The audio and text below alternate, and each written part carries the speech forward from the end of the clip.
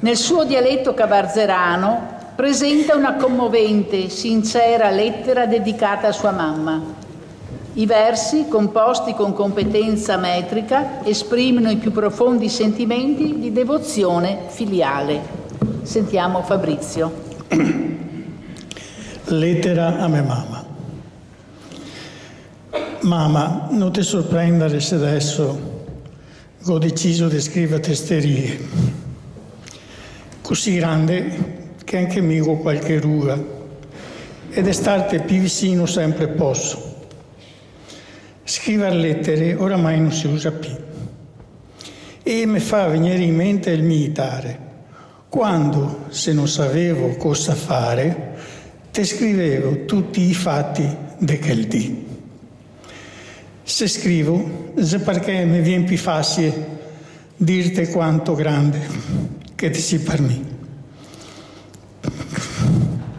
Che vorrei starti a sempre di più e basarti tutti i giorni e dirti grazie. Cosa penso dopo un fiago gli occhi rossi? Mi dispera la vita che ti è passata, i dispiaceri che ti hai incontrato, una vita a camminare in mezzo ai sassi.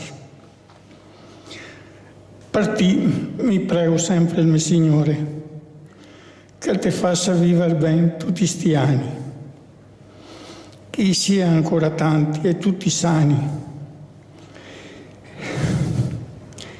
e ogni giorno pregare tutto il mio cuore. Bravo Fabrizio. Scusate. Bravo, una bella poesia. Paolo Dalzotto. Il poeta Paolo Dalzotto può vantare di aver assorbito 3 tipi di dialetto: la mamma mantovana, il papà mestrino e la moglie chioggiotta. E lui, quale dei 3 possiede? Sentiamo adesso cosa dice lui. Vabbè, chiedo venia perché le cadenze non saranno il massimo. Dopo se vuoi anche tradurla un attimino, perché sì, c'è certo. quella mantovana che è un po'... Vabbè, e io sorrido. Da là della fiumana del Po, mia madre diceva, stai ben, arvedas prest.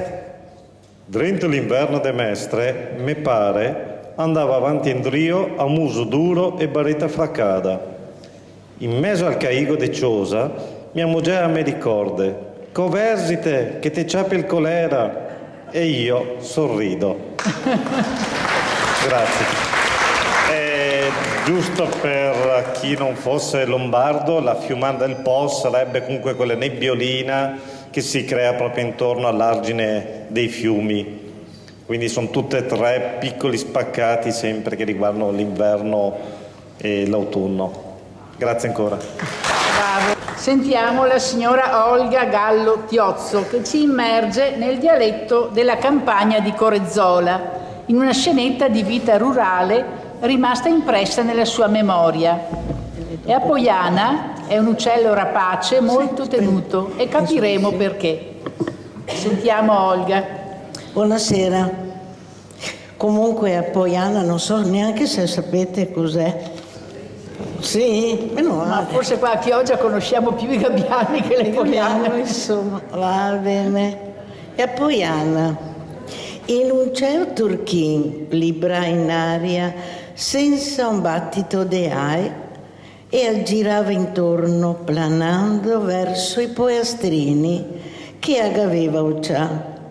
Meo passo che stroso tacca a paltana, de gran corsa a casa e si arriva tutto muoio sua, in tempo, spaventando e battendo che man, urlando che via, via! E a questo grande ai verso il cielo e a si tornare, che con una picchiata, una sgriffa dei poiastrini e avrebbe fatto una boccona.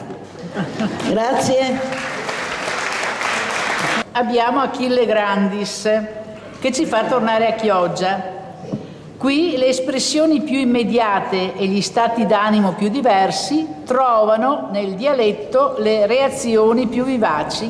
ed anche concilianti. Sentiamo cosa è successo ad Achille. Fiol d'un can. Andando Zodecale, su sbrissà, solo quel che un can ha semenato. E giù per terra su cascà. Fiol d'un can e piccan e soparon, che m'ha dato sta bella umiliazione. Dei fiori che passava, m'ha aiutato a tirarmi su. C'era un poco imbattonio come fosse un fianciarina. Che figura desimbello, neanche buono a stare in piedi. Mi sentivo un vecchio inseminio. Poi, chi sia sta, mi non so, ma il relogio e 4 schei ma ci va. Col cervello un fiasciario, sono andato a sentarmi al sagraetto e su sto fatto ho ragionato. 26 esebessi, 71 fa robare, 54 merda. Se chi li metto su Venezia e che sono un'orazione, chissà chi venga fuori tutti e 3. Grazie tante a quel fiol d'un can e al mes brisson.